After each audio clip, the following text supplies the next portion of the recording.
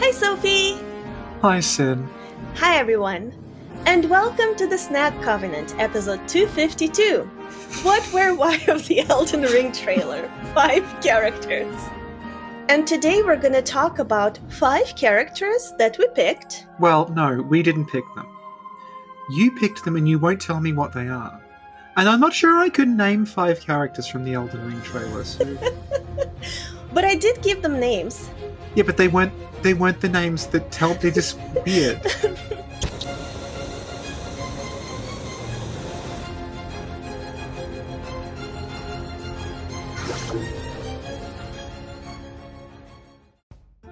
What, Where, Why is the series we created. Using we again. That was meant to be a quick and easy lore for each enemy of Bloodborne. And we expanded that concept to other things that we cover. Yeah. So the reason we're only going to talk about 5 characters today is to have a quick, short, easy episode that is easy to record and easy to edit. And if you happen to like this and would like us to analyze more characters from the trailer, let us know which characters you'd like to hear us talk about below. So, Sophie. Yes, Sin. The 5 characters we will discuss today are player character, Mm-hmm. Shanalottealot, Pretty Princess, Uh-huh. Emil, Right. Scorpion Tart. I know who that one is. But before we start the actual characters, we have to talk a bit about the Elden Ring lore available to us so that people can understand our outline. Right. So, Uh-huh. what we know from the official website is that we find ourselves in a land called the Lands Between, Right. and we know that we will traverse the world on foot, horseback, alone, or online with other people. We'll visit grassy plains, suffocating swamps, spiraling mountains, foreboding castles. Is that a word, foreboding? Did I say it correct? Yes. Thank you.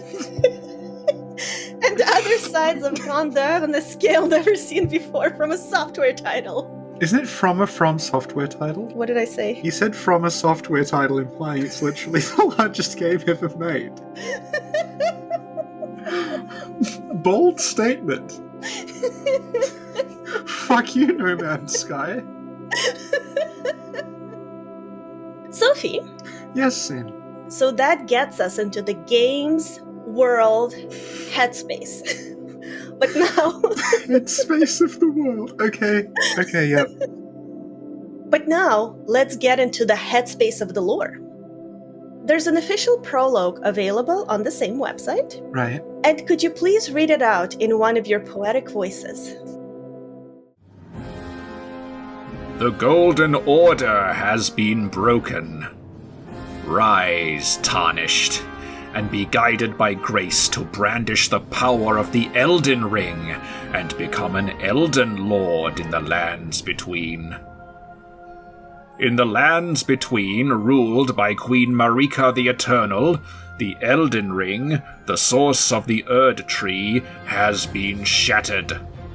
Marika's offspring, demigods all, claimed the shards of the Elden Ring, known as the Great Runes, and the mad taint of their newfound strength triggered a war. The Shattering. A war that meant abandonment by the greater will. And now the guidance of grace will be brought to the Tarnished, who was spurned by the grace of gold and exiled from the Lands Between. Ye dead who yet live, your grace long lost, follow the path to the Lands Between, beyond the foggy sea, to stand before the Elden Ring, and become the Elden Lord. Thank you. And our friend Loki, who's been on the podcast many a time, looked at the Japanese text for that and came up with his own translation. And could you please read that translation in another dramatic voice? In the interspace land where the eternal Queen Marika has ruled, the Elden Ring, which is the source of the golden tree, has broken. The children descending from Marika, the demigods, grabbed a hold of the great runes, which are fragments of the Elden Ring, went mad with their power, became warped, caused the Shattering War, and were forsaken by the Great Will. And now, blessed guidance is brought to the tarnished whose golden blessing once vanished from sight, and who were driven out from the interspace land. Dead ones liking the blessing and unable to die, follow the guidance, head for the interspace land, past the Sea of Fog, go see the Elden Ring, and then become the Elden King. I like go see the Elden Ring. It's like a tourist trap. Yeah, we're heading to the interspace lands. I gotta see the Elden Ring. It's just tourists taking photos, the same angle every time, and the people like just Elden Ring postcards. All the stores around there have like Elden Ring in the name. I apologize. Thank you, Sophie. That's alright. So I spoke to Loki yesterday, Right. and the term for like interspace/gaps is the same term used for things betwixt. Betwixt is a word, you don't have to do air quotes.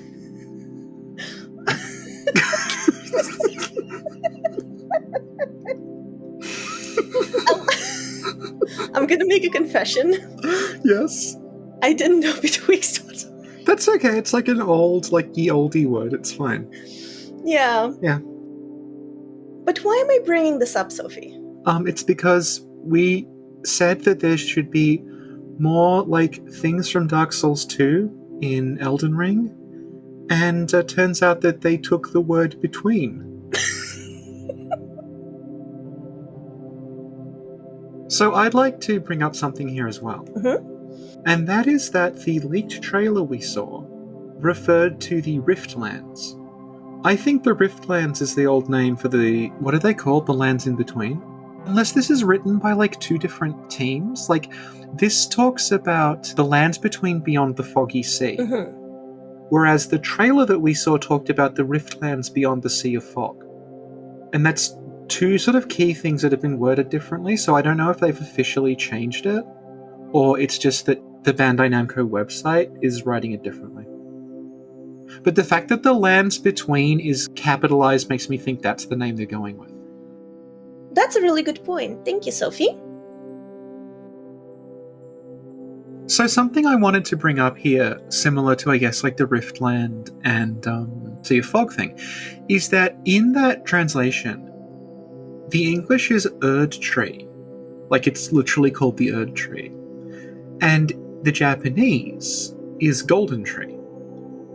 This would be a situation if this were any of the previous games where we'd be like, oh, Erd Tree is just the way they stylized Golden Tree. But the Elden Ring world building was done by George R.R. Martin.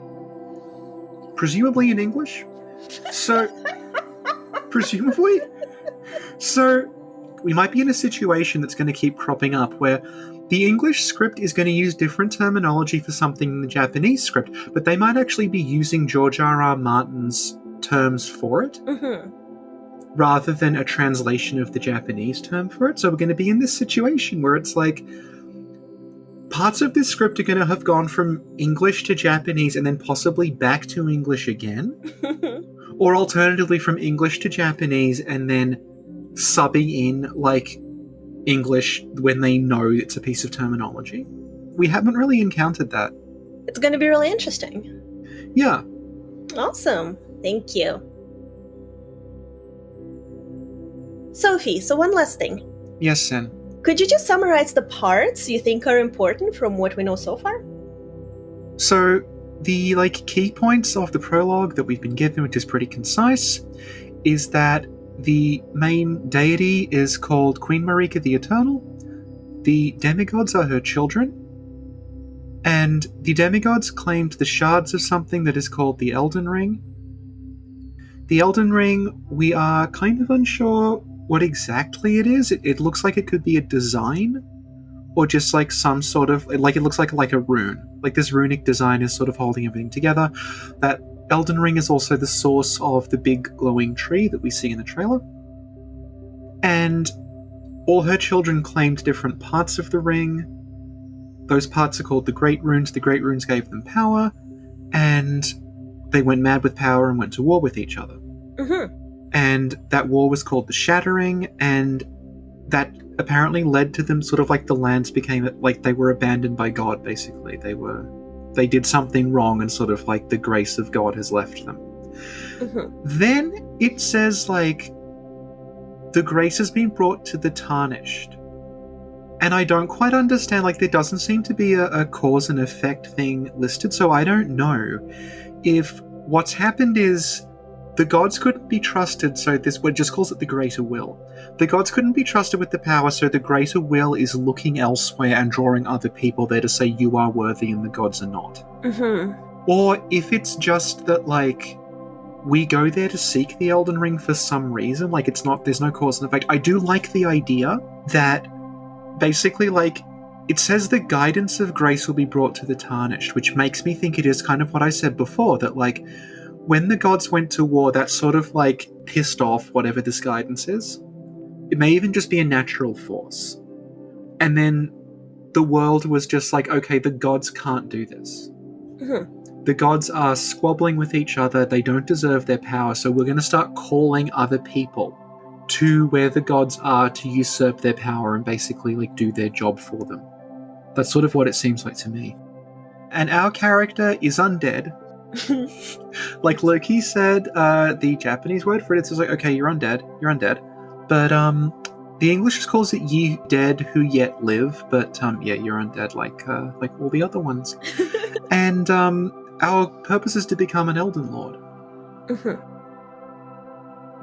It makes me think a lot of the last half of Dark Souls, where it's about getting the Lord souls back together. Right. Yeah. Yeah, so it seems like it's that.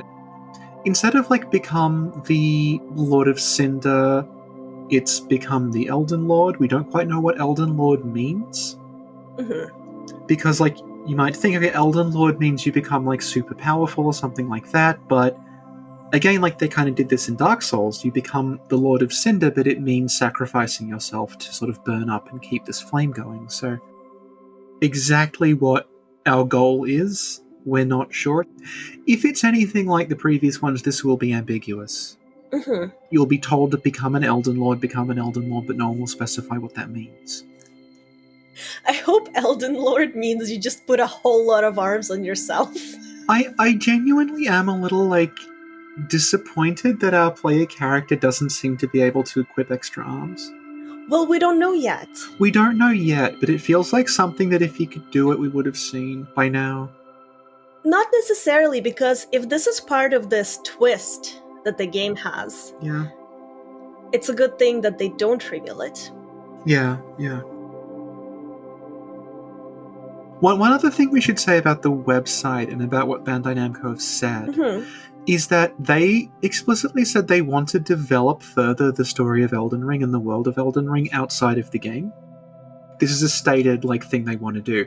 So that says to me that, like, this is not going to have a definitive conclusion.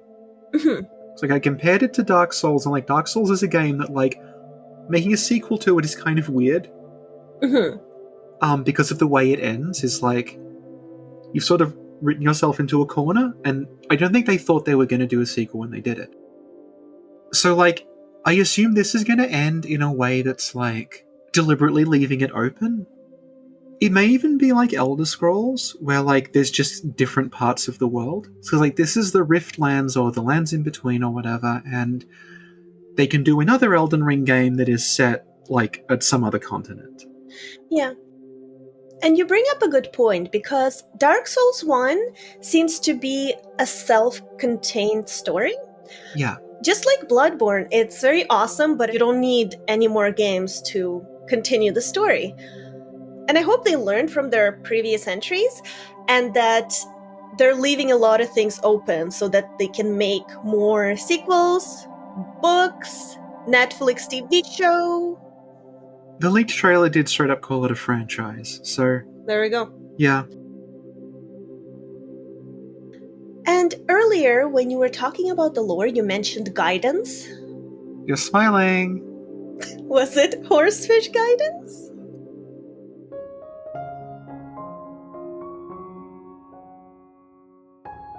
Hi, Sophie here. When Ludwig the Holy Blade first held the holy moonlight sword, he saw within his mind the guidance rune. When Sin held that same sword many, many years later, she, having a much higher IQ, saw the horsefish rune. The horsefish rune is identical to the guidance rune in every respect, save that it is being described by someone who is having a brain fart and has forgotten the word seahorse. Please keep in mind that horsefish is the colloquial name for fish of the Congiopodidae family. Now back to the podcast. So now, let's move on to the characters we're going to talk about today. Okay. The first character we're talking about is the player character. Wow. And as per usual... What? What do they look like? It's up to you, inner character creator. And for those who have been watching us for a while, and the reason why you're mocking me is because we do in fact have an angelic outline with us. Thank you, Sophie. Thank you, Sid. I'm kind of interested in what the character creator options give us, because I have heard that, like, we are also descendants of Marika, like our character. And apparently, like, all the gods have, like, some... we talked about this before, but, like, apparently all of the gods have some kind of physical trait that marks them out as, like, descendants of someone. So, like, like, an example that we keep bringing up is the red hair. We've seen two characters with very distinctive red hair, and apparently that's because they're related. So I'm wondering if, when we create a character, we can pick who we're descended from, and that might alter our physical appearance somehow. Like, I also heard gold eyes was one of them. Because, like, this sort of gold thing is very important to Elden Ring, from what we can tell. So I'm wondering if, like, you know, golden eyes, like, if we pick a certain gold, we get golden eyes. If you pick another gold, we get, like, certain kind of hair, something like that. Yeah. And speaking of hair, when they showed our player character, one of the looks they showed off more often had that white hair. Do you think that is their hair, or do you think that's the helmet? Well, that was my question. Yeah. I don't know. Yeah. Because in Bloodborne, there's actually a Kindhurst thing that adds hair to you, right? Yeah. I guess, like, the thing about the hair is it does actually match the armor. But it's entirely possible it is just their hair. So what I did is I took some screenshots of the player character wearing certain outfits. Yeah. I don't think I got them all because everything moves really fast in the trailer, but I got a few. Okay. And we're gonna look through those outfits and just comment on them and talk about how we feel about them. Okay. So the first outfit is the one we just talked about that comes up the more often. Yeah. And I am really loving the helmet. It's very unique. It looks like you have a Zorro thing on your eyes, and then, I guess, chainmail covering your jaw and stuff, which is important, Sophie, because I've been playing Batman Asylum. Yeah. And I keep telling the bad guys, shoot him in the chin. Right. This helmet, I think, is based on, like, a Norman helmet. I know a little bit about this because when I was in college, I had to make a series of themed paper planes for an Adobe Illustrator assignment. And I based them all on different medieval helmets. So that one with the nose guard and the chains coming down, I think that is it's not literally one, but it looks like that's the basis, is like that Norman helmet design. That's so cool. What's common to all of the armor, so we may as well talk about it now, is that it doesn't look particularly heavy. No, it doesn't. This looks like the lower end of like medium weight armor in Dark Souls. There's nothing comparable to like Havel or Tarkus in this. It's all like, presumably it's also quite thin. And I think that is tied to the character having a jump button. You could not jump in heavy armor. So do you think there is heavy armor in the game, but once you put it on, it's impossible for you to do certain moves in it? Maybe, but also like, it looks like they've designed the bosses in ways where they expect you to jump. Okay. So like, you have a shield, which presumably means you can block. But like, considering we didn't see any heavy armor really, and also because it's about traveling over like a long distance, you're going to be wandering, so it sort of makes sense that you're wearing something lighter than you would in Dark Souls. Because you'll get sweaty, you'll get tired. Well, no, but also just like traversal itself. Like if you can jump, if you can run a lot and jump a lot as a means of traversing the environment, it would make sense for it to be light. Do you think we have stamina in this game? I assume we have stamina. Maybe we have like sword stamina but not run stamina? Maybe. But then we have a horse. Yeah. And the horse is interesting because it looks like you can just summon it anytime, at least outdoors. Yeah. You just whistle, it appears. You whistle, it disappears, and you jump straight into combat. And by appear, it literally appears. You're summoning a horse. Do you think that's actually going to be explained with the summoning cube thing? I didn't think of that, but that's really cool. Yeah. Because, like, one other thing I heard is that, like, it's not just about summoning other players. You summon, basically, monsters to fight with you.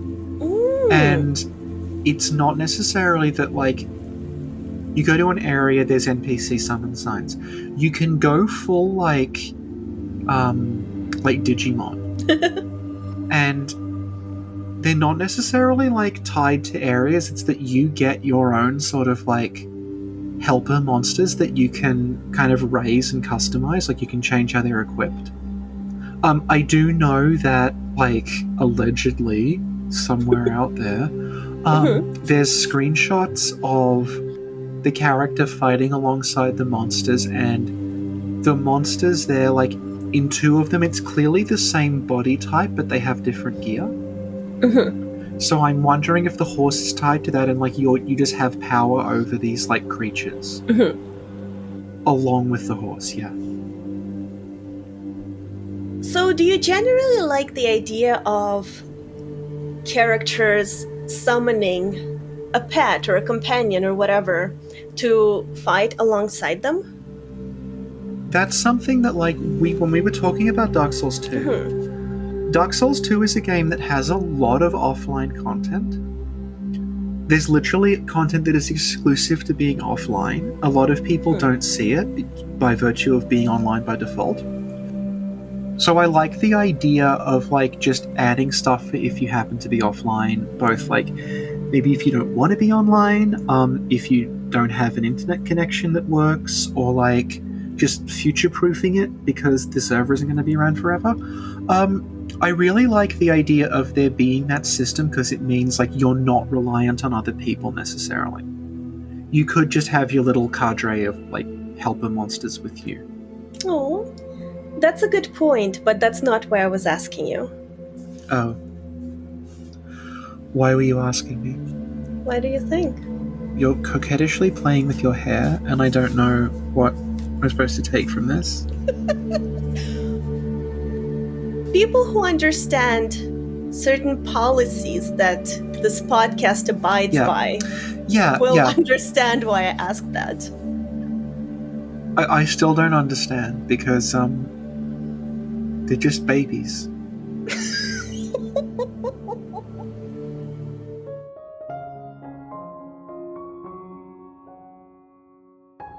Hi, Sophie here. If you're sick of these interruptions, imagine how sick I am of recording them. Reborn is an anime about mafia babies that Sin won't shut the fuck up about. There's some videos on the channel of us discussing them, but nobody watches them. Back to the podcast. And the armor we're talking about, it also has red cloth around your waist. And I find this mix of metal and cloth really interesting. And I also think it looks a little bit like the Soul of Cinder outfit. I guess, like, it makes me think of, like, Gale's outfit, because that's the metal and red. And also, like, not necessarily the way it looks, but if you think about Dark Souls 3, it's got stuff like the Abyss Watcher set that's like, this is armor, but you're supposed to move very fast in it. That's true, yeah. So it looks like it's going in that direction. Speaking of the Abyss Watcher set, so you know in Elden Ring, the final shot where it says like Elden Ring and the date? There's someone who's like kneeling with a sword? Yeah. That reminded me of a mix of the Abyss Watcher set, as well as that signature Soul of Cinder pose that we see. The signature pose that's the removed bonfire creation mechanic. Oh my god, is it? Yeah, this is the thing. The whole, like, Dark Souls 3 identity through that logo is, like, someone who's not Soul of Cinder wearing the Soul of Cinder armor. Doing the bonfire creation that you can't do anymore. So you know how we were analyzing the trailer in our previous podcast? And I was saying how I hope they take all the good things from all the previous Souls games and do them better, or take the cut stuff that didn't work out, put them here, do them super well. Yeah. I feel like this is leaning in that direction. Okay. Thank you, Sophie. Thank you, Sin. So the other outfit I saw was the blue one. Yeah. Where the character was fighting a whole bunch of people. And I think at some point you said it looks like a Metal Gear outfit. This is the, I assume it's like the Thief or Wanderer or whatever equivalent, like the Dex build. And they have this, like, headband that goes over one of their eyes, and it makes them look like Raiden from Metal Gear Rising. But yeah, this is really light too, like it's basically like a robe with an armored vest. And the previous character, we saw them take out a sword. It was big, but it wasn't like a great sword or anything. And this sword looks pretty light as well. Yeah. So it goes back to the idea you were mentioning, how they're light on their feet. Yeah. So the next image is the Tesseract. Yep. And there's a human attached to it. Yep. And I really like their cape because it looks like it's made out of a potato bag. And I have dresses that are not literally potato bags, but they're like really comfy, they're really big, and they have giant pockets, and I can put all my stuff in the pockets, and I love it. So yeah. I love this cape. I hope this cape has pockets. How do you think the pockets will factor into gameplay? Like additional arrows or something? No, like a place for your Tesseract, a place for all your Elden rings. So if you don't have that cape, you keep dropping things. Well, you have to hold them in your hands, so when a bad guy comes up, you're like, oh, wait a minute, I have to put it on the floor, so you put it somewhere where they won't break. Right. And you're like, okay, I'm ready. Okay.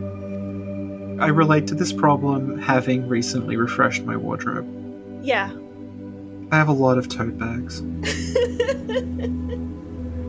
Yeah, that's why there's this meme. Whenever you wear a dress with pockets, you show it off, and you're like, look, it has pockets, but it's a real problem. It's a joke that hides a very real issue. Yes. That's why I love the potato dresses. I have 5 of them in 5 different colors. So that if I need to wear, like, all of them to work for a week, I can. Okay. Okay, so... Okay. Another picture is the Phantoms. Right. And the Phantom in the back has, like, a fancy hat. Yeah, it's like a... I have no idea what they're called, but it's the hat I associate with, like, princesses. Yeah. Yeah. So that's really cool. So, like, in this 2-minute trailer, they inserted a lot of looks, and I respect that. Yeah. It's like a whole fashion show. It's amazing. Yeah, and the armor that we're talking about now, it's I guess it looks kind of like what the Herald wears. Like it's a common like design that they use where it's like heavy armor with like a white cape. Yeah. Yeah. The next screenshot is pretty cool. It's a dragon catching a light bulb and then throwing it at you. Well, no, what's interesting about that is that like the lightning bolt comes down looking like a lightning bolt, and then when the dragon grabs it, it becomes a fork. But only when the dragon grabs it. Oh my god, I did not notice that. What I thought was like, wow, is because Gwyn used lightning to defeat the dragons, right? And here dragons are using lightning to defeat whoever. Yeah. Is this dragon Gwyn? Hey Google, stop. Well, something Hey Google, that's been, stop. Something that's been pointed out by other Sorry, my people. love, sorry. Hey Google, stop.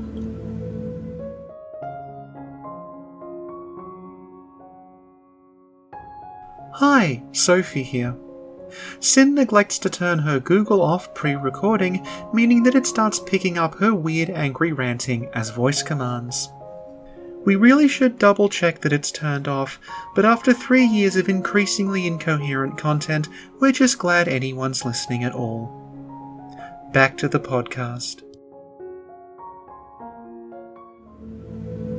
Something a lot of people have brought up is that the dragon has like a gap in its torso. Not like a wound, but like something that's opening up and closing. So there's something like about the dragons. Also, like these dragons are very like, it's a very humanoid looking dragon. Mm-hmm. When you said, is this dragon Gwyn, right? Yeah. So in Great Mazinger. What is that? It's an anime, right? Okay. Okay. It's a sequel to Mazinger. When Dr. Hell, like, loses in Mazinger, he puts his head inside a giant robot, so it's like a robot with his head in the torso. Do you think the hole in the dragon has Gwyn's head in it? Oh my god, and the dragon is a mecha. Yeah. Sophie, we created a 24-grid Elden Ring bingo. Yes. And mechas were in there. Wasn't that when we designed our Elden Ring levels? You had a robot on the moon? Oh my god, you're right. Sorry, I got confused. It's actually when we designed Elden Ring. Yeah, we put a lot of effort into Elden Ring, and I'm glad it's finally being shown off in this trailer. Thank you, Sophie. Thank you, Sin. And the outfit we're wearing in this screenshot, when I first saw it, I just thought classic Dark Souls set. Yeah. I really like the colors. It's like a mix of blue and gold, maybe? It's a little hard to see. Yeah. But, Sophie, yes. If you look at my phone cover, which color is it? Oh my god, it's gold and blue! OMG! You know how we talked earlier about Elden Ring being more like open and having other things to complete the story? Yeah. Elden Ring phone covers. Oh, I thought you were going to say, do they have phones in Elden Ring? I'm pretty sure they do. How else are they going to communicate across this vast terrain?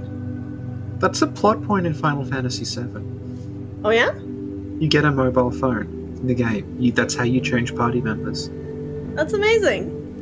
I just like how it's like, this cosmic cube will allow you to contact people all over the world. Like, isn't that just a phone? Like, it's just like something it seemed incredible, I'm sure, like, at the time.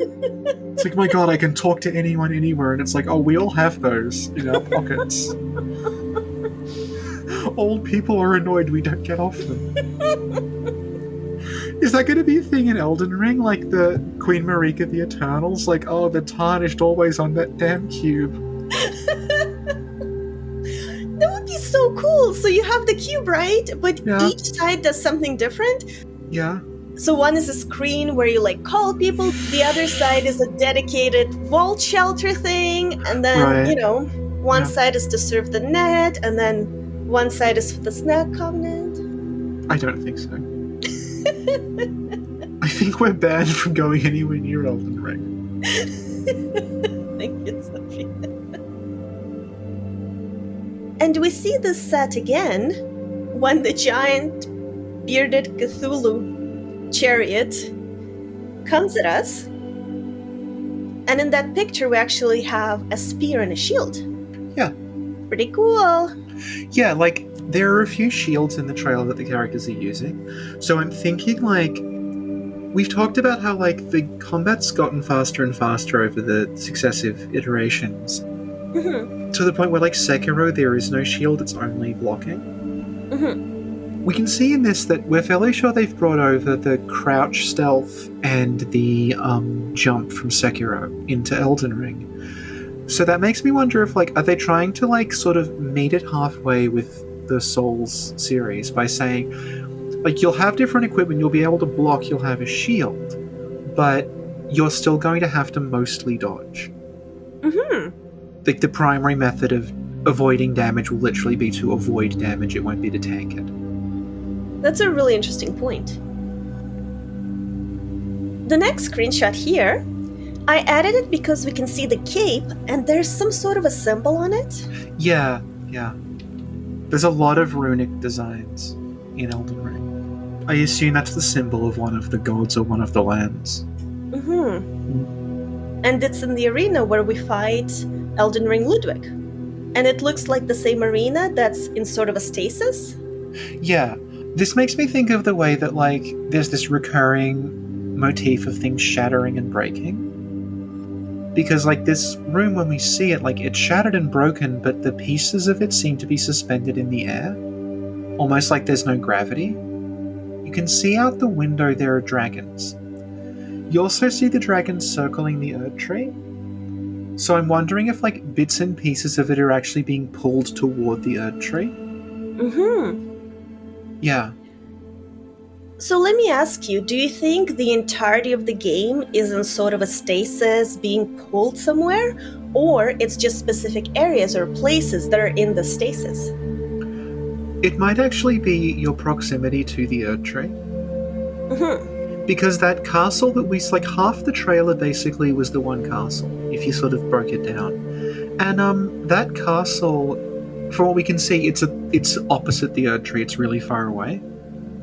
It's at the end of one of those really long bridges. Whereas this one, like, if that's where I think it is, the Erd Tree should be behind it. Mm-hmm. Yeah.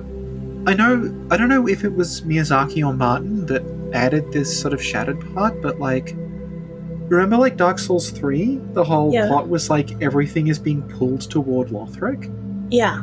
And when you get to the drag heap in the future, it's like the world has twisted and sort of, like, been pulled, like it's like a black hole. Everything's being pulled toward where the ring is. Mm-hmm. I was thinking a similar thing as well. Yeah. And in our Discord, people were actually talking about how the tree casts light, you know?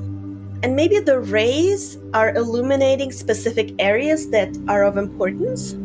Maybe. So now I'm wondering, what if the rays are illuminating the areas that are in stasis, or the opposite, or I don't know. Yeah, maybe. Okay. Now, the next scene is the one that's usually accompanied by "I wish that was me." God, I wish that were me. Could you please describe what we're seeing? It's the bionic Valkyrie impaling the knight from Demon Souls. And the next one is us getting burned by a dragon. Yeah. And this one's interesting because the player seems to be holding Thor's hammer. See, like, I thought the interesting thing about that was that it doesn't look like everything else we've seen is actually like armor. Although, like, it could just be this is very, very light and doesn't impede your stamina at all. But it doesn't look like it offers much protection. Compared to the others, it's out of, like... it's sort of out of sync with them. Speaking of Thor's hammer... Yeah? Do you know how it has a short handle? Yeah? Did you know that was a total accident? Elaborate, Sin. Well, basically... Loki played a trick on Thor's wife and, like, shaved her head or something. Yeah. And Thor was like really mad, and Loki had to find a way to like make things right. And he organized this whole convoluted contest. Us talking about Norse mythology is going to be so confusing because we know two people called Loki and Asa. Long story short, a hammer was gifted to Thor. Yeah. But because Loki was trying to interfere with the hammer's production, Right. it didn't turn out as planned, Yeah. and the handle was too short. And then the dwarves were like, no, it's working as intended.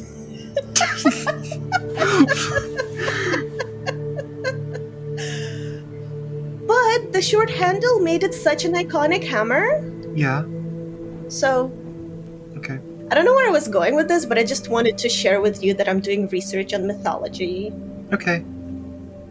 Do we want to bring up the Celtic king with the metal arm? I didn't get that far in my studies yet. Could you please elaborate? We talked about this like 2 years ago when we saw the first Elden Ring trailer.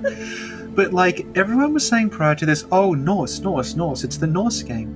Then I saw that the Bionic Valkyrie, right? And the first thing about her is like, we're calling her a Valkyrie, but the design on her cape, it's like a Celtic knot. And like that combined with like the flowing red hair and everything, it did make me think more. I know Norse people can have red hair, but like it did make me think, oh, this seems way more like Celtic looking than it does, and like the world and everything that we saw, it didn't really say like Viking to me. Like the imageries they were using, like the Celtic knot design, and then like the giant having like the boar tusks. Again, I know there are boars in like other places, but like the imagery to me, like it seemed a lot more sort of Celtic looking than it did Norse looking. And there is a Celtic story about a king who loses his arm, and the law is if you lose your arm, you cannot be a king because the king has to be like have a perfect body. So he has a metal arm made to replace it. And that's immediately what the lady made me think of. And then something that we brought up when we covered the trailer before is that there's a Celtic thing that's a three-eyed giant called Balor with an eye in the middle of his head, and that eye is the source of like this sort of horrible power, so he keeps it closed. And we see these two like bearded giant faces in it that appear to have an indentation in between the two eyes that it just looks like a circle, but then we also see a CGI sequence of this eye opening. And that eye is completely symmetrical. It's not a left or right eye, which makes me think that it's either a Cyclops or it's a Balor thing where like that bearded character has that third eye in their head. And most of the time it's closed, but they can open it to like do some horrible thing to you. Interestingly enough, right before the first Elden Ring trailer dropped, my boyfriend made me watch Nausicaa of the Valley of the Wind. Yeah. And so when I saw the trailer, I was like, oh my god, the girl with the arm! Oh yeah.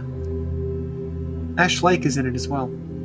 I didn't remember that part. You know when they go to like there's like a place that looks exactly like Ash Lake? Do you remember when you asked me if there are any spiders in Bloodborne? Yeah. Yeah, so keep that in mind when you ask me things. Yeah.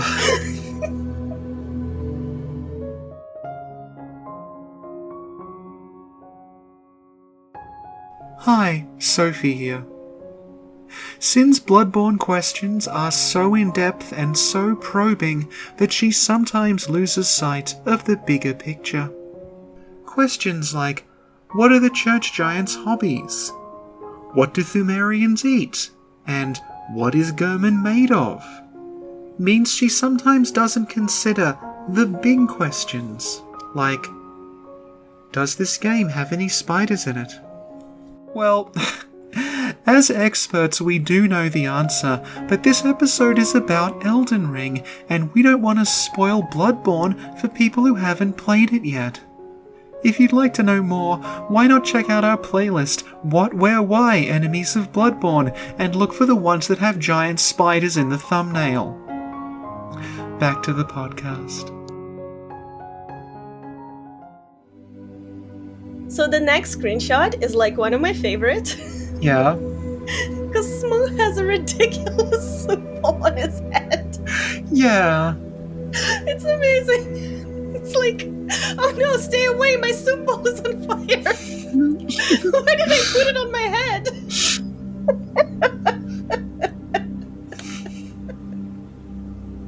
So what I really like about this screenshot in terms of equipment is the sword that you see there.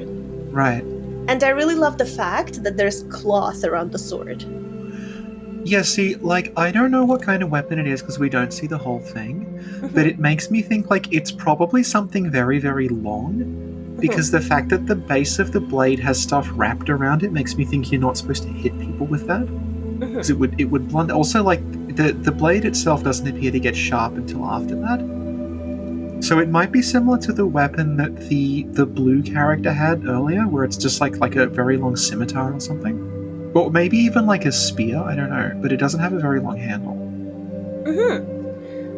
And now I'm actually looking at Smoke's weapon. Yeah. It's weird. Yeah, I wonder what that is on the end. Like a flower? Well, it's weirdly because it seems to look like, you know, there's that red guy later on he's like a red aura and like stuff growing all over him. Yeah. I wonder if they're connected, because you said it looked like a flower, and now I'm wondering, like, is there some sort of like parasite plant or like a plant kingdom or something where everything's covered in red weed, like War of the Worlds? Very interesting. Thank you, Sophie. Thank you, Sid. And the next shot, I think it's the same outfit. But do you know what this reminds me of? What? Remember a few years ago, the pants with the writing on the butt were popular? You know, I actually don't. Let me find a picture. It would normally say something like juicy. Right. I thought of it when I saw this screenshot because it looks like the character has some writing on their butt. So there's a runic design on the butt of the pants that says, like, juicy in the language of the gods, is what you're saying.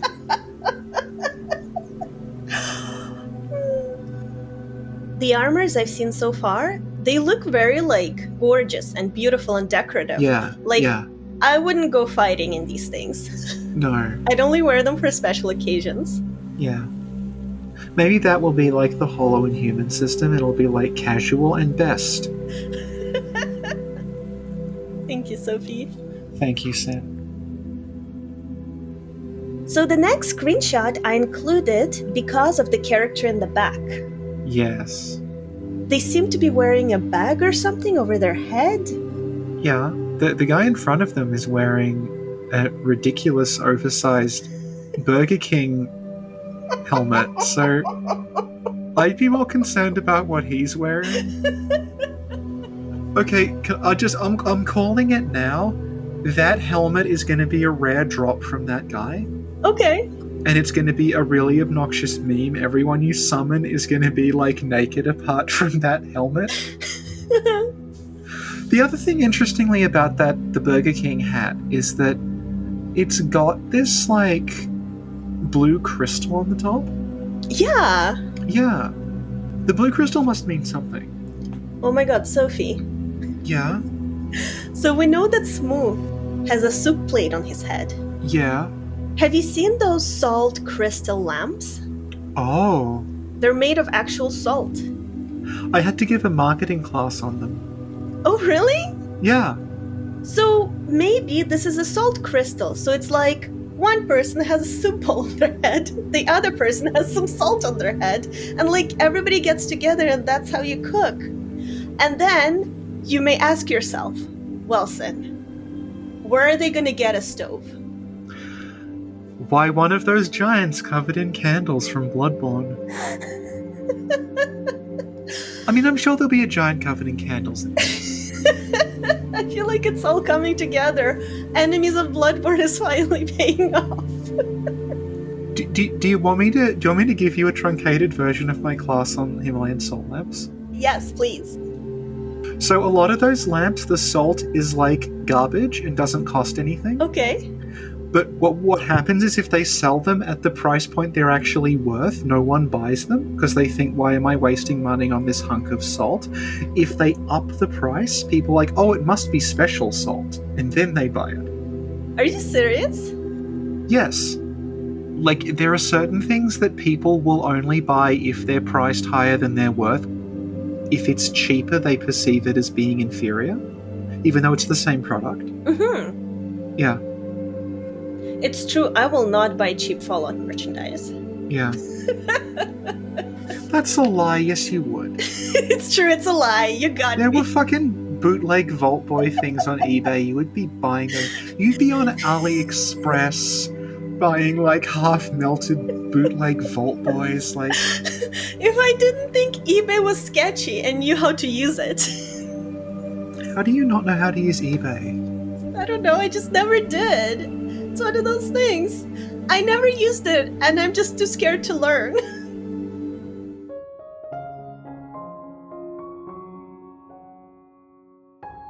Hi, Sophie here. Sin is frightened of using eBay, preferring instead to do all of her online shopping through the Bethesda store. I, on the other hand, spend every day frittering away your Patreon donations on eBay.com, thanks to a series of eBay alerts I have set up that tell me every time someone lists a new kind of plastic snail. My most recent acquisition is an antique novelty shampoo bottle from 1973. Back to the podcast. Do you also want to talk about how the character in that screenshot, they're doing a magic thing with their sword? Yeah. If this were like Dark Souls, I would be like, oh, that's the magic weapon buff. But it looks a lot like it's just normal from what we've seen, that like some weapons just have this like sort of magic mode they go into. Like we see it with the red skirted one with the sword, where they hold it up and it basically becomes a lightsaber. And the reason like that's interesting to me is that they do that in the Ringed City. Mm-hmm. And we know that like this was in development parallel to Ringed City. Mm-hmm. So I wonder if like some of the things in Ringed City were like test runs for this, in the same way that like things in Artorias of the Abyss were test runs for Bloodborne. That's a really good question. So like for reference, like the Ringed City has a thing, it's called, I think it's just called the Aquamarine Dagger, that is like, it's basically a lightsaber. It's a dagger that then, if you do the weapon art, it flips around and like a sort of magic blade shoots out. So it has two modes. I'm wondering if these are like a weapon art thing, where like you have like an MP bar that you can use to charge special attacks with weapons, because that's a thing they do a lot in Dark Souls 3. So kind of like the Holy Moonlight Sword in Bloodborne. Yeah. So the next outfit, I just wanted to include it because it's so gorgeous and glamorous. Yeah, this is another example of what we mean, where it's like, that's a knight set, it has a knight helmet and gauntlets and everything, but it's mostly just a robe. Mm-hmm. Like, it does not look thick at all. It looks like very thin, flexible armor that's got some sort of thin plating over it. And very, very ornate, like has jewels and things embedded in it. I feel like someone from Kindhurst designed this. Yeah. Are you going to comment on the magic tennis racket? I didn't realize it's a magic tennis racket. Please elaborate. It's someone casting a spell, but like in stills it's either a tennis racket or a lollipop. I love it. Other thing actually worth pointing out, I guess, is that like we know there's a wizard class in the game because we've seen them in that leaked trailer, but like there's an awful lot of just people in armor using magic, which makes me think it's probably going to be a bit more common than like this is something that mages do. Mm-hmm. Yeah. And the next picture, it's from the website. Yeah. And I thought this outfit just looked really cute. Yeah. Again, like it's a recurring thing that there's like blue robes with these like sort of runic-looking designs on them.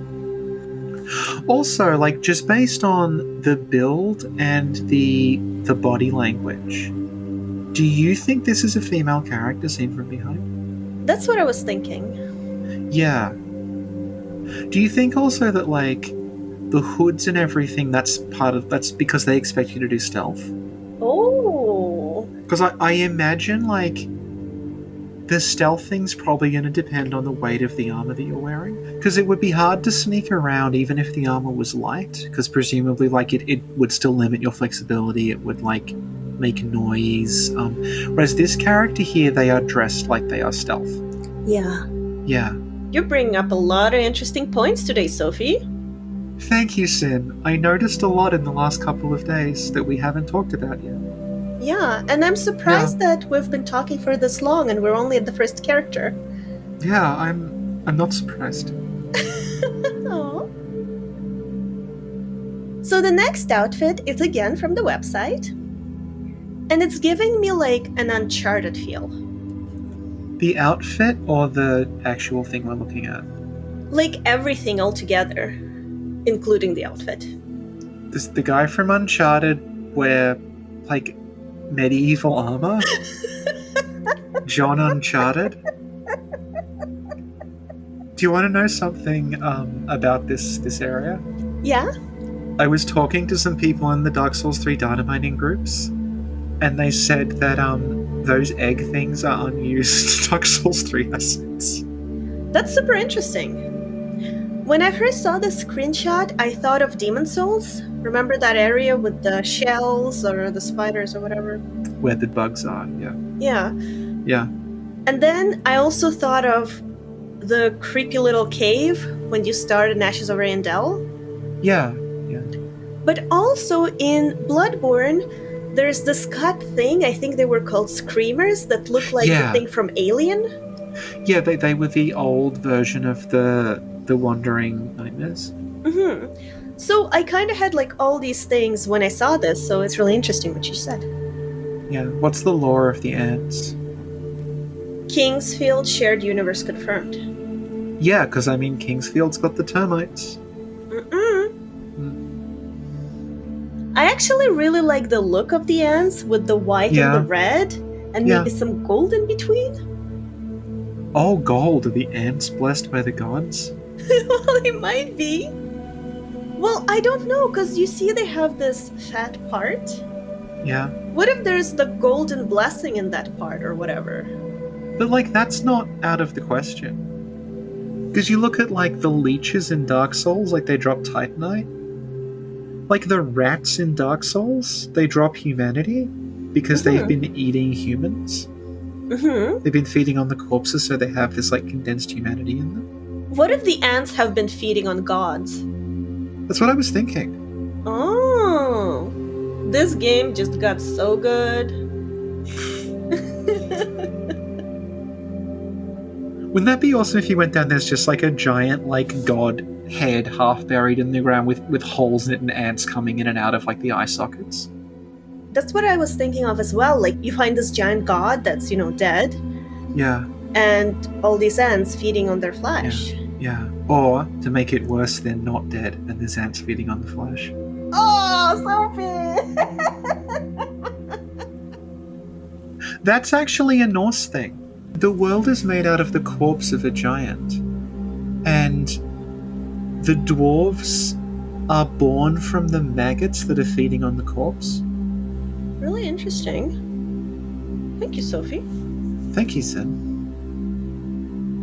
So the next outfit is... Not much. It's a piece of string. It's the Queen Killer look. Yeah. Do you think this is the player character at the very start of the game? Yeah, that's what I think. So you know how earlier we were talking about the lore? Yeah. And the Tarnished were going to receive the blessing or something? Yeah. And this hand has golden stuff on it? Yeah. So maybe this is either a god or maybe Marika herself sort of finding a Tarnished that's worthy and being like, okay, come here, fix the lords. That's something that, like, the prologue's just like, the gods fucked up, and now there are Tarnished here. Mm-hmm. So it makes me feel like, okay, the gods fucked up, so they're like, we have to find other people. You. Mm-hmm. We'll just randomly start plucking you. Yeah. Other thing about this hand. Mm-hmm. It only has 3 fingers. Yeah. But then later on, there's that massive severed crawling hand that has like 8. Yeah. So like hands and fingers and stuff are like apparently very important. Yeah, that's true. Yeah. And it's a very interesting looking hand. Like, it has a lot of curves and indentations. Yeah.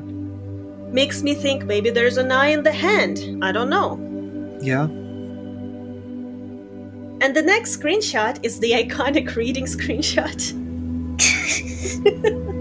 The iconic I dropped a contact lens on the table screenshot. Yeah, and it's hard to say what the helm actually looks like, because it looks like elongated or something, but it could be the angle?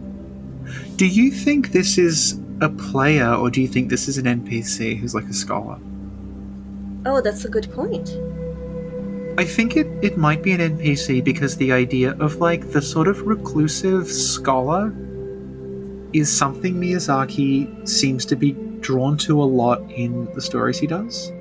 So you have like Seath is one, like he's sitting around in his archive sort of going mad, and then you've got like Willem in Bergenworth, like reading all the books, Mikolash, early Mikolash, especially the one they didn't end up using, but like he's sort of going mad from the knowledge he finds there. Not strictly Miyazaki, but like Aldia from Dark Souls 2. In Sekiro, the last kind of like half the game, Kuro and Emma are mostly just reading books in a library trying to figure out what to do next. So I feel like this might be an NPC rather than your character. Unless, oh god, imagine if there's notes, right? Like in Bloodborne. Mm-hmm. And you do that animation every time you read one. That would be pretty cute. And their gloves are different colors? Are they, or is that just shadow? Because they're next to a candle. I'm not sure. Like, to be fair, this does look like something like a wandering adventurer would wear. Mm-hmm. We're talking about it being a scholar, like it could be someone who's sort of traveling the world looking for knowledge. Mm-hmm. This might even be like a king who was like going mad trying to like find the secret of the Elden Ring. Because the helmet does look like a crown. Speaking of the helmet, some people compared this look to Skull Knight from Berserk.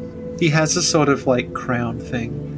Mm-hmm. Skull Knight has a skull for a head though, like I think...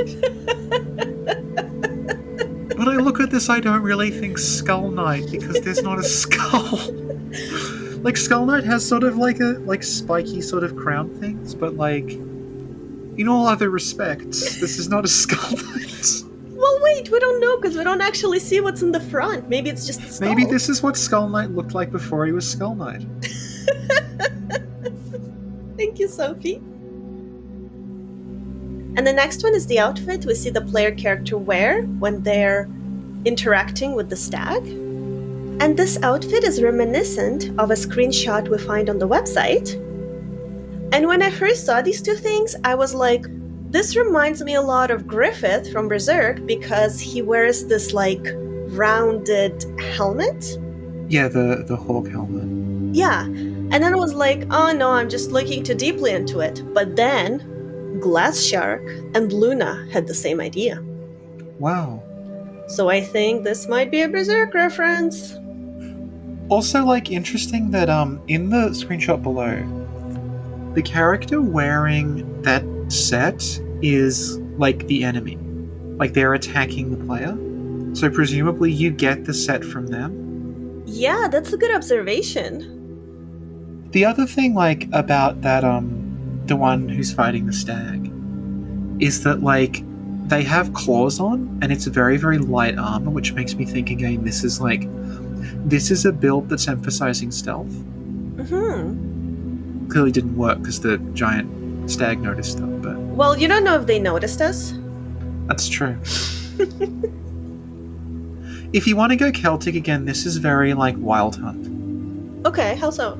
So the stag makes me think of the Wild Hunt. The Wild Hunt is something that, again, like a lot of the stuff we've talked about in Elden Ring, it's something that is in Norse mythology, it's also in Celtic mythology. So it's like Elden Ring is sort of borrowing from like a series of traditions there. The Wild Hunt, it's something that like it sort of varies depending on which version you read, but basically the idea is that on certain nights there is like a sort of a hunting party that appears in the sky and like rides across it, like a hunting god, and like this, the like ghost hounds will sort of like run across the sky, hunting things. So that's sort of what it made me think of, the idea of like the sort of the spectral animals appearing in the air. Mm-hmm. I don't think it is literally supposed to be like a wild hunt allegory, because if you look at it, like it's surrounded by little tiny babies. Yeah, little tiny stag babies. Little stag babies, so it's not really something that, it's not like a hunting thing. What it actually made me think of initially was Lady Butterfly in Sekiro. Because when you fight her, she summons a whole lot of little ghost children. So I'm wondering if this is a similar thing, where like this boss is the stag, and then throughout the fight it is spawning little ghost stags to sort of like mess with you while you're fighting it. But maybe it's not a boss. It might not be. It's like, oh my god, I'm so happy to see you. You have to meet the kids.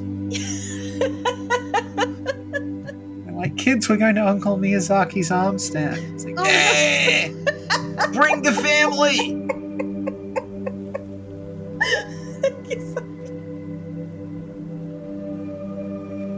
So now, oh my god, Sophie's gonna kill me. We just finished the first part of the what question. Do you want to say what the time says on the recording? I don't know. It says 1 hour, 54 minutes, 32 seconds. So the rest I think will go fast, because this had like 500 screenshots. So let's go through the rest of the outline quicker than what we did before. Certainly.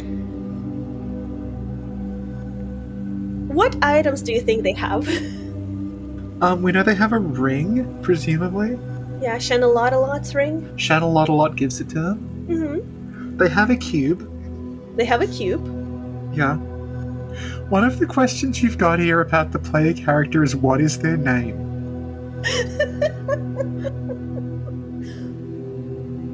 Before we proceed to the name, if you scroll down on the next page, Yes. the second picture, you see the characters kneeling and there's some sparks next to their hand.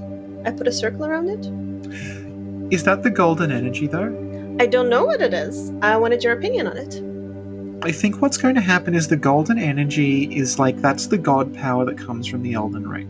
And I think what's going to happen is, as we defeat the lords and take fragments of the ring, the great runes will probably give us abilities, and that's what the gold is. Mm-hmm. Because the whole point is, like, if you're tarnished, you don't have the golden blessing. So presumably we get more like golden blessing powers the more of the great runes we get. Yeah, makes sense. Yeah. And this just in, Sophie. Luna just posted this on Discord. A new screenshot. Oh. It's a crystal cave. Yep. It's a crystal cave. Awesome. Okay. And it's the Uncharted outfit we talked about before. Yeah. Okay. Thank you, Sophie. So one last thing about the weapons. When the lightsaber comes out, there's this beautiful floral motif around it that appears. Yeah. I thought it was really cool. That's almost certainly going to be like some in-universe rune thing. Mm-hmm. Yeah. Awesome. Thank you. One last question in the what category. What is their name? The Tarnished. The Tarnished. The Tarnished. You see, that question wasn't that stupid. Thank you, Sophie.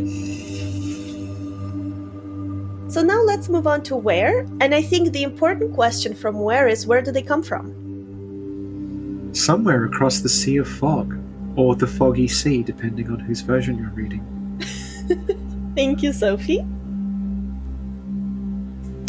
So what if instead of classes, it's the god that you're the descendant of, and your character takes on the traits of that god? So like, if you think about like, okay, in Dark Souls, like you're a cleric, but in this you might be a descendant of the god that was particularly like holy and associated with healing, or like you're the descendant of the trickster god, so that makes you the thief. You're the descendant of the warrior god, that makes you the barbarian. Like, that would be an interesting way of doing it. Yeah, that would be super cool. And that might also affect, like, the starting gear, because the gear seems to have, like, design motifs on it. It's like maybe if you start with that god, you get something with their, like, rune on it or something like that. Yeah. That would be really neat. It can be like, today I want to be Loki. Tomorrow I'm Thor. After tomorrow I'm Captain America. Yeah, you ran out of gods that you know.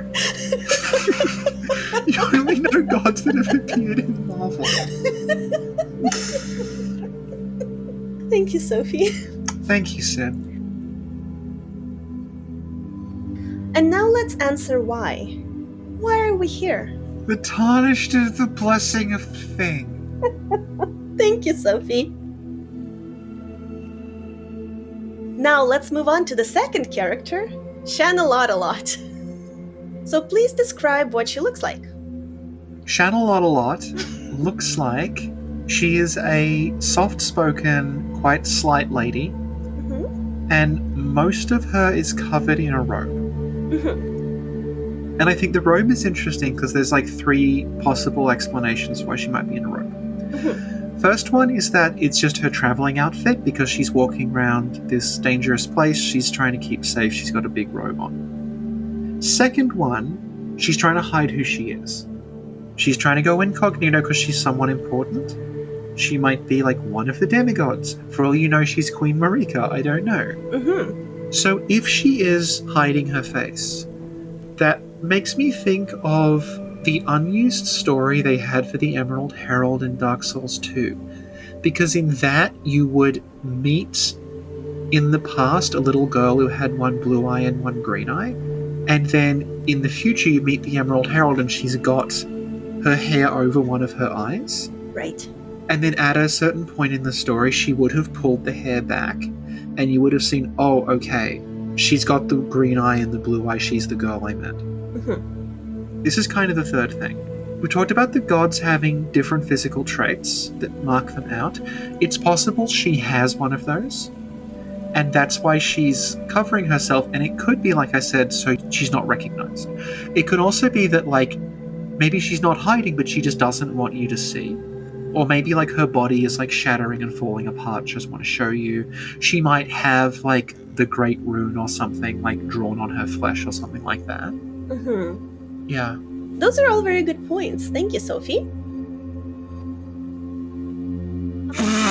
Fuck! Why did you scare me? I am reading your notes and it just says, like, she's also Boots. And Boots is capitalized. It's like Sinclair law. Important Dark Souls podcast. She's also Boots. You also misspell belt and like. She wearing a grey cloak and a simple bedjet and white dress and some leg strings in front and a bit. It was very late when I wrote these notes, okay? It's very late for me too.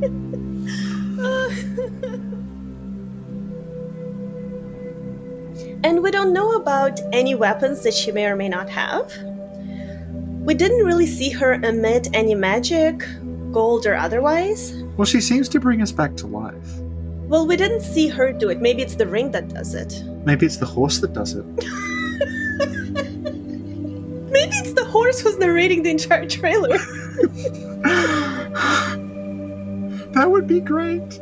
The horse just narrates the game as you play it. It's like Vampire Hunter D's hand. Oh my god, yeah! Yeah.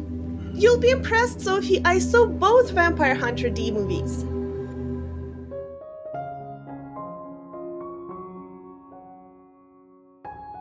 Hi, Sophie here.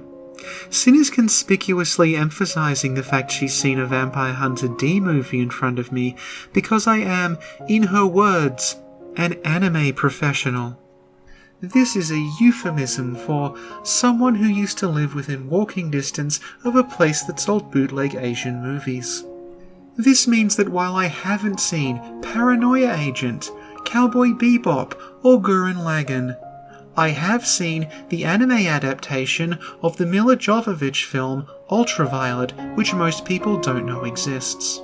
The perfect storm of bootleg anime, things no one's heard of, and Mila Jovovich means that Sin and I will almost certainly cover this in the near future.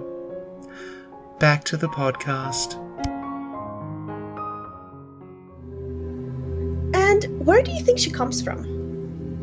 The lands in between. Thank you, Sophie. So now, let's move on to the next character. And I call her the Pretty Princess because she has a pretty crown on her head. This is the last character I had in mind when you said Pretty Princess. Could you please describe the Pretty Princess? The Pretty Princess is a whole lot of people stuck together in a giant centipede shape similar to the human centipede, which, if you haven't heard of it, was a, deliberately controversial body horror film from quite some time ago that has been, some would say deservedly forgotten at this point, but was very, very popular for about a month. So it's a human centipede, and they have around their sort of neck and shoulders, they have a shawl on that's covering most of their neck and shoulders, and it looks just like rags. It doesn't look particularly ornate or anything. They have a crown on, hence the Pretty Princess title, and they have a face that, we were talking about this before, and we are not sure if that is actually the face or that is a mask. Yeah, the more I look at it, the more I tend to think it's a mask. Yeah, because I think, the whole point of, wrapping yourself in that and having that mask on is to hide what you look like. Mm-hmm. They keep bringing up this notion that, okay, people want to come and they want to be a lord. Mm-hmm. So I wonder if, this is someone, or maybe several people stuck together, whatever, who's, adopting the affectations of a lord who's no longer there. Because we also see, there's the character that has the giant dad head on. Mm-hmm. Presumably that is the head of, supposed to be someone, and he's, being that person, symbolically. And because it's all these demigods and stuff, is this someone who's playing at being one of them, who has the affectation of being one, but is actually a monster, and is sort of trying to, hide that fact by showing you this, the mask and the crown and everything. Mm-hmm. And also, the arms that are grafted to them, that seems to be what people do in Elden Ring if they want power. Yeah.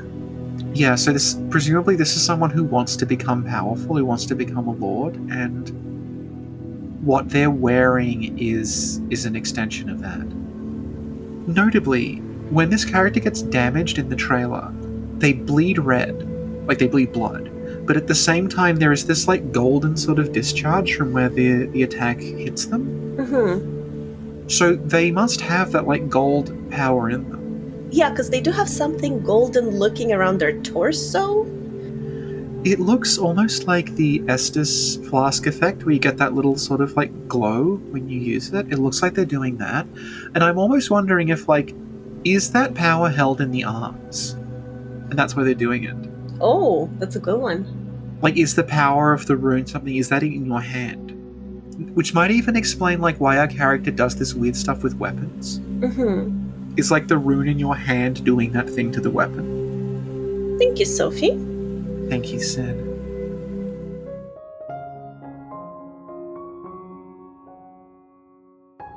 Hi, Sophie here. At this point in the recording, something went horribly wrong and we had to start a new file. Was Zencastr trying to tell us something? You be the judge. We now continue with What, Where, Why, things that were in the Elden Ring trailer. Do you think this is a boss or an enemy character we'll see around often? It might be something like the Deeper Cursed in Dark Souls 3, where it's just a very tough one-time spawn. Because they seem to be playing it up, and the design and everything makes me think it's supposed to be a unique kind of deal with the crown and everything. Mm-hmm. If you look behind them, there's a pile of bodies. Do you think that the deeper cursed in Dark Souls with them experimenting with different arms. Oh my god, now that you bring it up. Yeah.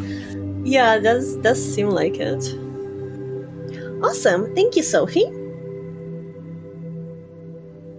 And the next character is Emile from Nier Automata. Oh, okay. I thought this was going to be the pot.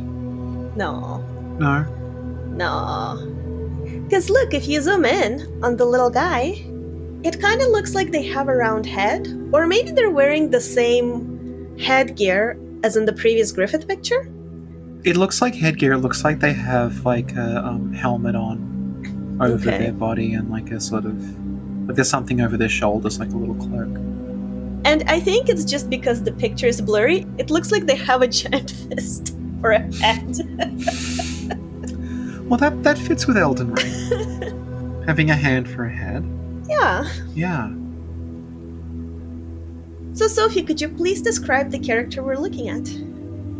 It's hard to say how big they are because we don't really have anything to give a sense of relative scale. That's true. It is a squat, we'll say, solidly built humanoid who is hunched over forward. They have a weird round head sort of helmet, like we talked about before. They are wearing some sort of cloak over that. Actually, it looks like the potato sack dress. They're wearing a potato sack dress. It's beautiful. Yeah, and they're carrying a sort of catch pole. And of course, in the sky, like you can see the rays of the Erd tree, and there's like dragons flying around. We assume they're dragons. Or maybe it's crows? Well, this is the thing. Like, it's really hard to tell. Mm-hmm. And I actually really love this picture because to me it looks like they're hanging out, admiring the tree, and they're enjoying the river, they're enjoying the scenery. Yeah. It's just a very cute picture. It looks like the little waterway in Irithyll. Yeah. But prettier. Yeah. Yeah. And do you have any lore that you can extrapolate from this picture? I am wondering if it is the same place as the sort of Anor Londo looking cathedral that they show off. That's right, yeah. Because it has those spires in it. But like the spires don't totally match, so I'm not sure if it's the same place. There's also that character we see who, when you were talking about the Griffith helmet, I'm wondering if like this is the same as that. Because like basically they seem to be dressed the same. And if that's true, then I think in the Griffith helmet picture you can see blue out the window. You can kind of see blue out the window. You do see something pointy out the window. Yeah, because outside the window, right, you can actually see there's like a spire that's like falling into the ground. If you look at where the little guy is, you can see the same kind of spires in the background that are also collapsed in the same way. So what I think's going on is like the exterior of the Anor Londo looking cathedral, which it's not Anor Londo. I know it doesn't look exactly like Anor Londo, and it's actually a slightly different architectural style to Anor Londo, and I know this because there's a very, very angry Reddit thread in response to people who said it looked like Anor Londo. And it's true, I understand that if you know all about like the architecture of cathedrals, they are different. To people who play Dark Souls, it's the place that looks like Anor Londo, in the same way that Irithyll is the place that looks like Anor Londo, alright? So, that place, the waterway where Emile is, that looks like that is the exterior.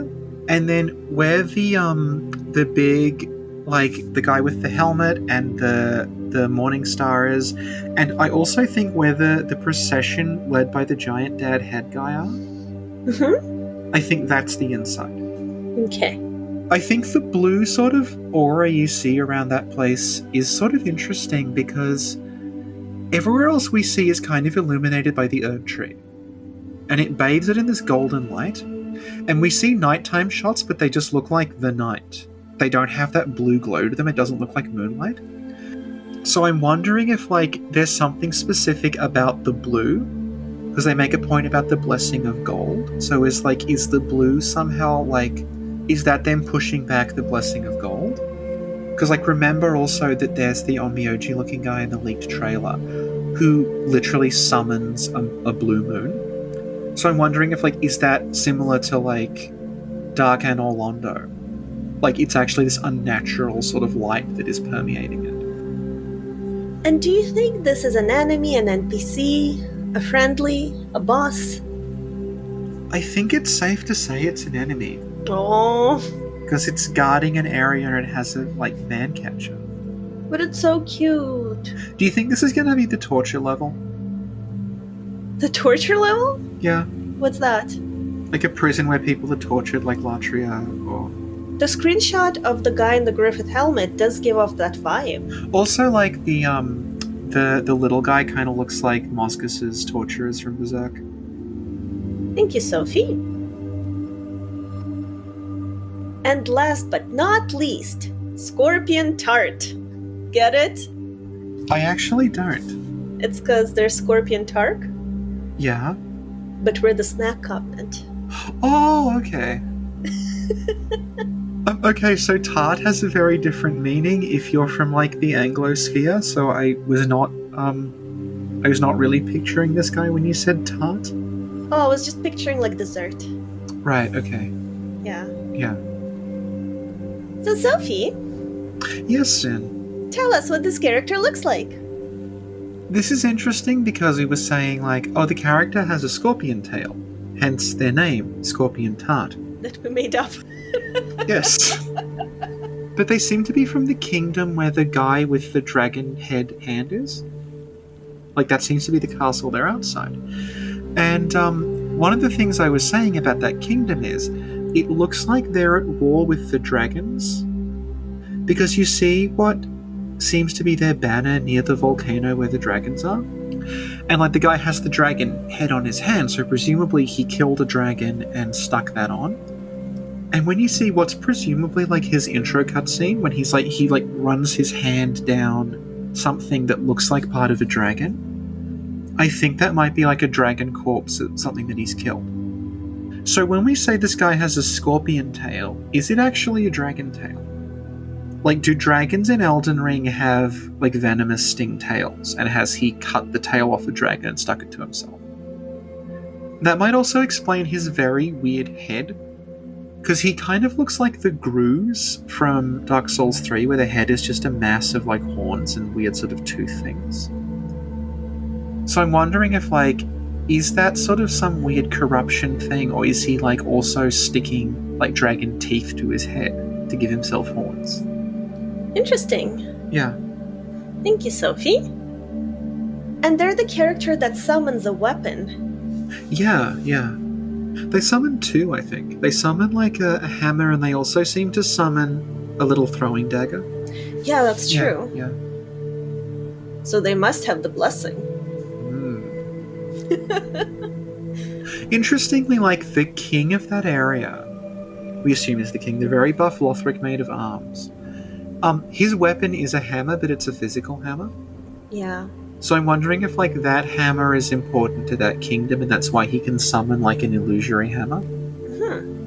He's, like, summoning a fraction of the strength of the real hammer, or something like that. And do you think this is a boss, a recurring character? Do I think it's a boss? It has a fog wall. It has a fog wall. They also have some sort of a staff? Yeah, it's like a weird gnarled piece of, I want to say wood, but it might be bone. Because for all you know, like, that's like a dragon bone. Is there anything else you want to add about them? They're really hairy. Oh yeah? They almost look like a Yarnamite, or like the chained ogre. They're just covered in hair. Oh, I didn't notice, you're right. Because this is the thing, because they talk about, like they're sort of going mad and corrupting themselves. And so it's hard to tell if, like, the traits that this guy has are a result of him sticking bits of dragon on himself. Or if it's, like, that's the sort of taint, like he's sort of turning into a beast person. Because he's basically got fur, and then he's got, like, this weird, like, horn tooth head. Thank you, Sophie. Thank you, Sid. While we were talking, there are new interviews that have been released. Oh, okay. Hot off the presses. Yeah, so I'm gonna read their post, and it says 6 major areas that function as distinct... Oh! What happened? No, we were right, because remember we said, like, there's 6 interlocking rings. So if you know loud noises scare me. Okay, so remember we said, like, in the first one we did, we said, like, the design has 6 interlocking rings, so there's probably 6 areas. Yeah. Okay, Yeah. cool. Ruled by demigod characters. Yeah. Hey Google, stop. It's recording me again. Okay. Hub confirmed. Yeah. Catacombs, castle, fortresses, mini dungeons, etc. Yeah. I like how it's like catacombs and dungeons, castles and fortresses. Well, the list can't have 2 things in it. Get this thesaurus. Beware, they're strong and powerful. Thank you, Sophie. And they're confident that Elden Ring will arrive on its release date. Like, they have to specify that doesn't make it sound very confident. That's like me talking to a dissertation committee. I'm sure it will. It's because they heard that I predicted the release date to be in March. They got worried.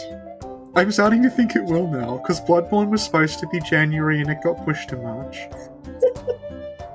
Character creator. Yeah. Multiple endings. Uh-huh. Much higher degree of freedom than before. Yeah. Optional bosses. Mm-hmm. So maybe Tart is an optional boss. I'd say he's completely mandatory because he's literally in front of the castle that half the fucking trailer is set in. So I think you're gonna have to deal with Tart. Darn it. Spirits can be collected and equipped. Different types of spirits. Spirits can be improved, apparently. Say what a spirit is. Summons. Oh, okay, yeah, there we go. Multiplayer support during exploration on open fields. Oh, that's really good, actually. Yeah. Because I was worried it would just be, like, in boss arenas. Yeah, me too. Yeah. Fall damage is low to keep explorers motivated. Yeah? There is a world map. Blocked and reported. The actual dungeons do not have a map. Right. Crafting system with materials. Yeah. Miyazaki guesses playtime is maybe at 30 hours without too many side trips. That's a weird number, 30 hours, when they're like, it's gonna be the most open one ever. He says 30 hours with no side trips. So presumably, like, if you did the full thing, it might be like 60. But I'm only in, like, the 3rd area in Dark Souls 2, and I'm already, like, 500 hours in. We know why that is, though. It's because you're trying to despawn every single enemy in the game. Yeah. Thank you, Sophie. For reference, the character I made to co-op with you is at the end game, and it's been 10 hours. Thank you, Sophie. Asynchronous multiplayer elements return. You can apparently set up groups. Okay. And you can give their messages/dead bodies higher priority. No limit on group size. Snack Covenant Clan, go. Oh! Literal Snack Covenant. Oh my god, yeah! Oh my god, maybe this is our time! Wow. Well, thank you so much, Luna. Thank you. I also saw this link. So since we have been recording for close to 3 hours, we're gonna go through this PC Gamer article quickly. Okay. The spirits we were talking about, the summons, they are apparently enemies that you kill. So, like, you defeat an enemy and then you get the ability to summon it as a friendly NPC, which sounds really cool. That would explain the screenshots that show you with what kind of looks like the Dancer of the Boreal Valley as a summon. And like I was saying, that sounds like it'll be good if you are mostly into offline stuff, because you'll be able to build your little collection of monsters. It says there are online summons, yeah. Mm-hmm. I think we could have revealed that to you before we knew anything about the game. But no, that's confirmed. Player character is a blank slate. Interesting that Miyazaki says in comparison to the previous Souls games, they're more of a blank slate, which is kind of... That's very interesting, because the Dark Souls characters, they're very, like, blank. So maybe, you know how earlier we talked about character creation? Yeah. Maybe there's nothing. There's no character creator. It's just a blank void with your face here written on it. So you can truly project yourself into the world of Elden Ring. Yeah. Okay, so 6 main areas, which fits with what we said, because there are 6 rings in the Elden Ring. The character in the trailer is apparently called the Arm King. Which character? Which one do you think? Think about everyone we saw in the trailer. Who do you think is the King of Arms? I hate you. Thank you, Sophie. It says you have the freedom by which to reach the different areas. Mm-hmm. So it sort of makes me think, if you look at the way the map is laid out from what we've seen, it's like the Erd Tree is the middle, and then you had paths radiating off it. But the paths, they clearly used to go all the way, but they are, they're fractured and they don't work anymore.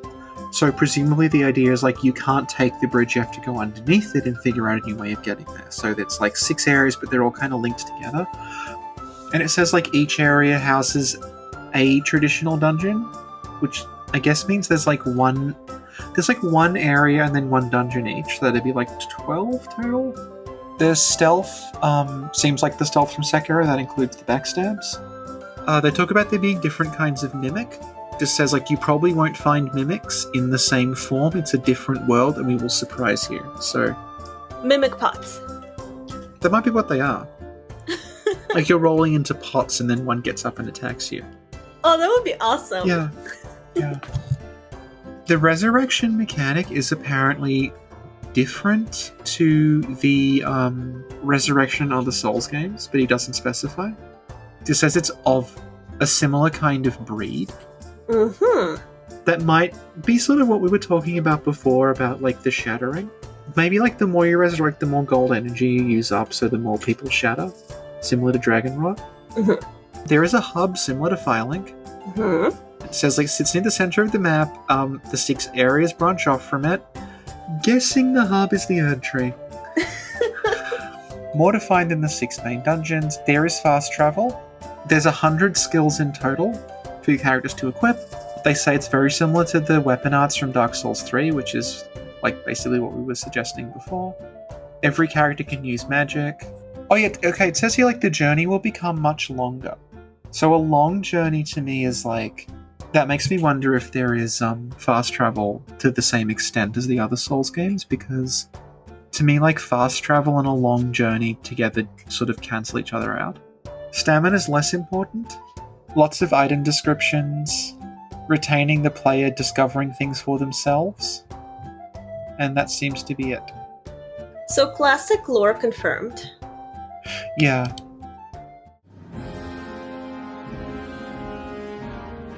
Sophie, do the outro.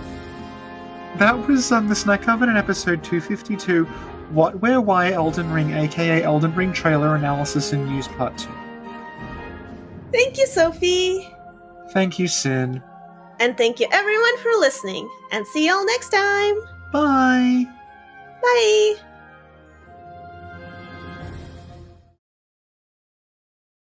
Alright, it's Hidetaka Miyazaki here. The Golden Order has been broken. Rise, tarnished, and be guided by grace to brandish the power of the Elden Ring and become an Elden Lord in the lands between. In the lands between, ruled by Queen Marika the Eternal, the Elden Ring, the source of the Erd Tree, has been shattered. Marika's offspring, demigods all, claimed the shards of the Elden Ring, known as the Great Runes, and the mad taint of their newfound strength triggered a war, the Shattering.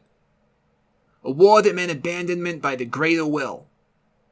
And now the guidance of grace will be brought to the tarnished, who was spurned by the grace of gold, and exiled from the lands between.